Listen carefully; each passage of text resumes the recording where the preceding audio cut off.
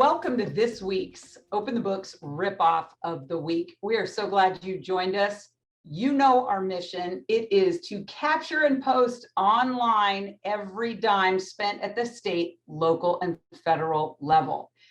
Shortly stated, it is every dime online in real time. Last year, 2020, the height of the pandemic, our auditors filed over 41,000 Freedom of Information Act requests, and we are just getting started. Tonight, we're talking about our Breaking Forbes article detailing the multi-billion-dollar endowments of America's Ivy League colleges. Quite shocking, these numbers. I'm going to make sure that I read them correctly. Adam's traveling this week, and we're going to get right into it. Let's start. Ivy League schools added $44 billion this year alone to their already bloated endowments. What does that mean? That means that over the next 25 years, Ivy League colleges are looking at collectively over $1 trillion in endowments. Let's break that down for you because the numbers are actually shocking. We're going to start with Harvard. Harvard's current endowment is $53.2 billion. Billion with a B, folks. You can find all the details. We're going to post all the details of our auditor's investigation in our Forbes article that you'll be able to find the link right here. Essentially, these Ivy League colleges are nothing more than cash generation machines, because why? One single very important trick that they've learned, and that is they are nonprofits. So deemed nonprofits, wow, they are cranking up the cash machine in their collective endowments. So that is, they've added $44 billion in 2021 alone. So Open the Books, we've been tracking the Ivy League colleges and their endowments since 2017.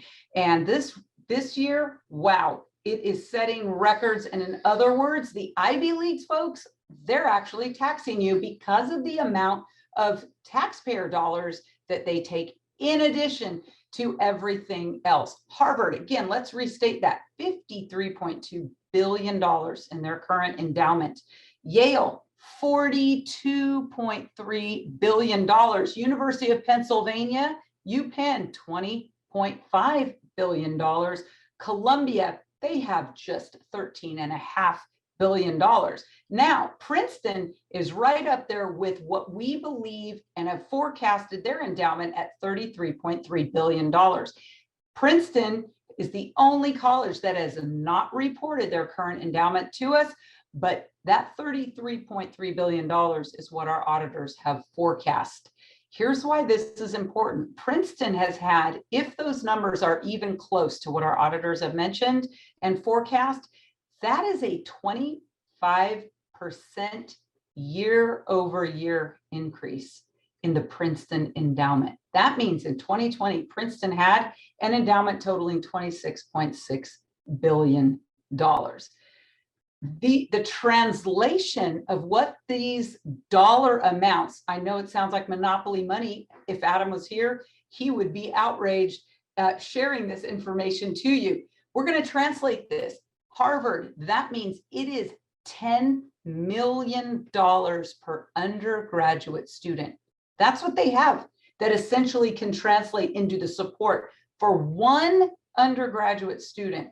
It's $9 million per undergrad at Yale. Brown University, they pale in comparison. They are just over $1 million per current undergraduate student. And this should outrage every single one of you. Why? Because during the pandemic, these Ivy League colleges took billions in federal money. That's money out of your wallet, folks. Open the Books. We have forecast this collective endowment of the Ivy League to surpass $1 trillion by 2049. That's in the next 25 years. Why? So this buildup of wealth under the ruse of charitable education, correctly said by them. What does this mean? This means that this is time for an elevated discussion on policy, legislative, and the legal grounds for the Ivy League colleges to not be eligible to take taxpayer resources. We're talking Harvard alone within the next 25 years to have a $300 billion endowment, meaning $60 million per undergraduate by 2049. Open the books auditors, we forecast a lot of information. We have looked at the checkbooks of the state, local, and federal governments in all 50 states, 49 of 50 states. We're waiting for California. We're going to win that one yet. But this buildup of wealth for these charitable educational purposes, what does that mean? That means they are continuing to take your taxpayer resources to pay for students outrageous annual college tuitions. And this continues their growth, and it means that your state colleges and universities are going to come up to meet their challenge of these outrageous educational tuitions. So I encourage you guys, we've got an interactive map right now you can go to at openthebooks.com. Don't believe what I'm telling you. Do your research. We've got all the data, all the research on our website at openthebooks.com for you to check out.